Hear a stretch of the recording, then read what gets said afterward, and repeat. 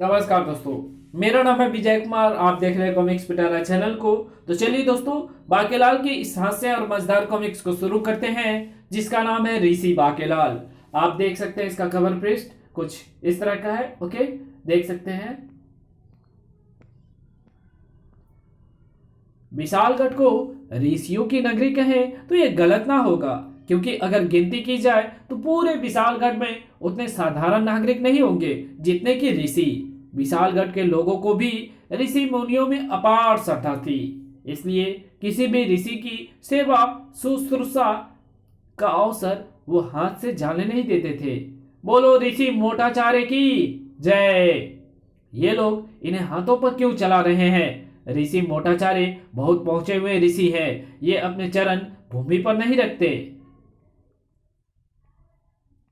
तभी आ मूर्ख, अज्ञानी, हमारी राह में अपने हथेली बिछाने से पूर्व तूने मुद्रिका उंगली से बाहर क्यों नहीं निकाली? हमें तेरी मुद्रिका चुभ गई है। क्षमा ऋषि मोटाचार्य, भूल हो गई। हम क्षमा नहीं करते, साफ देते हैं। आज के बाद तेरे हाथों की उंगलियां आपस में जुड़ जाएंगी और तू कभी भी मुद्रिका धारण नहीं कर पाएगा। ओह नहीं, मेरी उंगलियां जुड़ गई। ये ऋषि मोटाचार्य अब क्या कर रहा है? ऋषि मोटाचार्य ने भूमि पर बैठ ऋषि मोटाचार्य ना भूमि पर बैठते हैं ना आसन पर, इसलिए भक्त उन्हें अपनी पीठ पर बैठाकर पुण्य प्राप्त करते हैं। अब ये लोग क्या कर रहे हैं? चरणामृत प्राप्त करने के लिए स्त्रियां ऋषि के चरणों को धो रही हैं। लो भाई, तुम भी चरणामृत लो।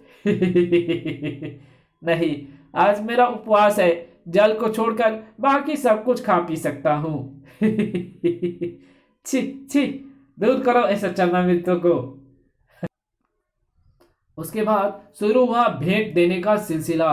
ऋषि महाराज की जय हो। ये सूखे में हुए फल स्वीकार करो। हम प्रसन्न हुए बच्चा, तेरी मनोकामना पूर्ण हो। असरफिया की थैलियों की ये तुच्छ भेंट स्वीकार करें महाराज। कौन मूर्ख स्वीकार नहीं करेगा? तेरी भी मनोकामना पूर्ण हो। आज प्रथम बार कुछ सोचते हुए बाकेलाल बेहद गंभीर था। इन ऋषियों के भी मजे हैं। बैठे बिठाए सारा सुख वैभव मिलता रहता है, जिसके बदले में इन्हें अपने भक्तों को आशीर्वाद और क्रुद्ध हो जाने पर श्राप देना होता है। इनके आगे सभी सिर झुकाते हैं, चाहे वो राजा हो या भिखारी। कुछ सोचते सोचते सहसा बाकेलाल ठिठक कर रह गया। बाकेलाल बेटा, तू राजा बनना चाहता है, जो कि तू अपनी लाख कोशिशों के बाद भी आज तक नहीं बन पाया। अबे तू ऋषि क्यों नहीं बनता? अगर एक बार तू ऋषि बन गया तो फिर तेरा सांप भी मुच्छड़ को जरूर लगेगा, और अगर ऐसा हो गया तो मुझे ऋषि से राजा बनते भी देर नहीं लगेगी। वो मारा पापड़ वाले को। ये बात मेरे मस्तिष्क में पहले क्यों नहीं आई? अब मैं ऋषि बनूंगा। बाकेलाल फिर ठिठक कर रुक गया। लेकिन ऋषि बनने के लिए मैं क्या करूं? क्यों ना ऋषि मोटाचार्य को ही अपना गुरु बना लूं? हाँ, यही उचित रहेगा। जल्दी ही मुझे अपना शिष्य स्वीकार करें गुरुदेव, और मेरे ऋषि बनने का मार्ग प्रशस्त करें। ओह, तो तू ऋषि बनना चाहता है? जी हाँ, मुझे ऋषि बनना है। अगर आपकी कृपा हो गई तो। ऋषि बनना अत्यंत दुष्कर होता है, पांव दबाता रहे। हाँ, तो मैं कह रहा था कि ऋषि बनना अत्यंत दुष्कर कार्य होता है। तुझे शिक्षा दीक्षा लेनी पड़ेगी ताकि तुझे शास्त्रों का ज्ञान हो जाए। ऋषि बनने के लिए ये बाकेलाल कुछ भी करने के लिए तैयार है। ले, फिर मैं तुम्हें पुस्तक बता देता हूं, तो वो सब पुस्तकें लेकर मेरे पास आ जाना। मैं कल से ही तेरी शिक्षा दीक्षा आरंभ कर देता हूं। तब कुछ देर बाद, अब तुम जाओ बाकेलाल, और हाँ, जाते जाते ये केले का छिलका बाहर कूड़ेदान में फेंकते जाना। घर्र। बेटे, अभी तो मुझे गधे को भी बाप बनाना पड़ा, तो मैं भी बना लूंगा। अगले दिन, आज से मैं तुम्हारी शिक्षा दीक्षा आरंभ करता हूं बाकेलाल। शास्त्रों का संपूर्ण ज्ञान प्राप्त करने के लिए पहले अक्षर ज्ञान का आवश्यक शास्त्रों का संपूर्ण ज्ञान प्राप्त करने के लिए पहले अक्षर ज्ञान का होना आवश्यक होता है। बोलो बाकेलाल। क से कबूतर, क से कबूतर, ख से खरगोश, ख से खरगोश। पर ये सब तो मुझे आता है गुरुदेव। मूर्ख, अज्ञानी हमेशा ये कहता है कि उसे सब कुछ आता है।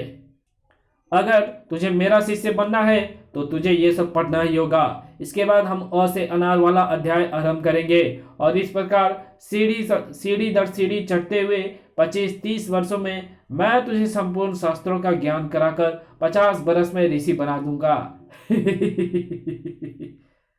तो 50 वर्षों में? बाप रे, भाड़ में गई शिक्षा दीक्षा। वत्स बाकेलाल, कहाँ जाता है? अध्ययन के बाद तुझे मेरी देह की चंपी मालिश करनी है। ऋषि बनने का भूत बाकेलाल के सिर पर बुरी तरह से सवार हो चुका था। जल्दी से जल्दी ऋषि कैसे बने? कवि प्रकाशाचार्य की यह पुस्तक मुझे जल्दी से जल्दी ऋषि बनने की तरकीब बताएगी। बाकेलाल ने उसी रात पुस्तक को पढ़ डाला।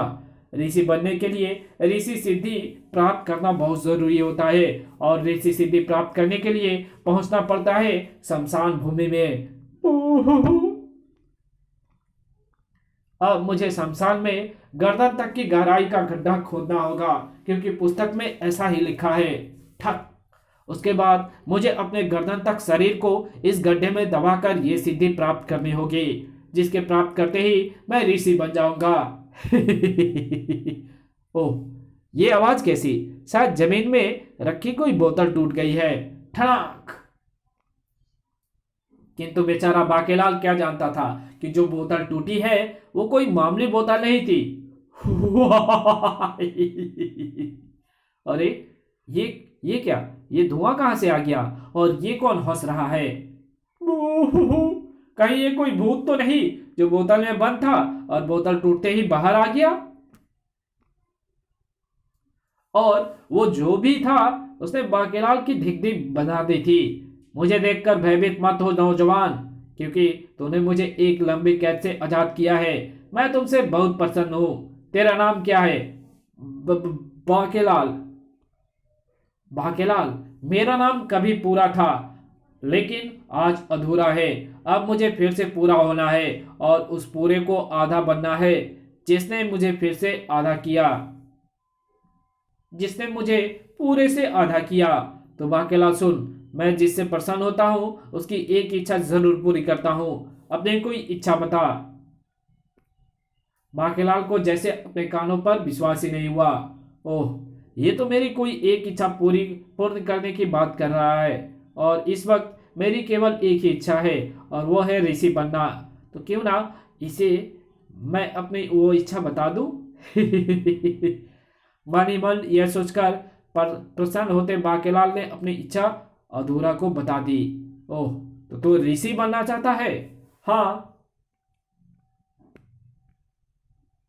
अधूरा ने हाथ आगे करके कोई मंत्र बुदबुदाया और इसी के साथ, ले बाकेलाल, ये गेरुए वस्त्र, ये जनेऊ, ये नकली दाढ़ी, ये खड़ाऊ और ये कमंडल, इन्हें धारण करने के बाद तू ऋषि बन जाएगा।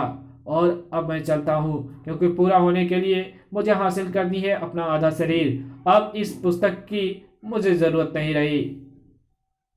अब इस पुस्तक की तुझे जरूरत नहीं रही। बाकेलाल के क्रोध का ठिकाना न रहा। कमक्त, धोखा दे गया। ये वस्तुएं धारण करके नकली ऋषि ही बनना होता तो मैं कब का बन गया होता। फिर नकली ऋषि साफ कैसे देगा? ऋषि बनने की मेरी ये योजना भी नाकामयाब हो गई क्योंकि अधूरा ने जाते जाते पुस्तक भी फाड़ दी। तो अब ऋषि बनने के लिए मैं क्या करूं? तपस्या।